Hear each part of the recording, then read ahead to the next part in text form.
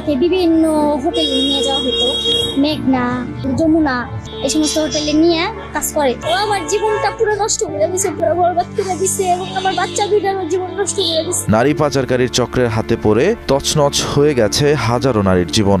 তাদের মধ্যে একজন যার ছদ্মনাম শিল্পী। প্রেম করে বিয়ে হয় তাদের, কিন্তু এরপরই বুঝতে পারেন তার স্বামী নুরু একজন নারী পাচারকারী। ও সবকিছু আমার জানা শুনেই করছে। শিল্পীর ঘরে দুটি সন্তানও হয়, তা সত্ত্বেও ভিন্ন নারী পাচারকারীদের কাছে সুযোগ বুঝে নিজের স্ত্রীকেও বিক্রি করে দেন স্বামী নুরু। আমাকে বিভিন্ন হোটেলে নিয়ে যাওয়া হতো, মেঘনা, যমুনা, এই সমস্ত হোটেলে নিয়ে কাজ করে তো, ব্যবসা করে তো।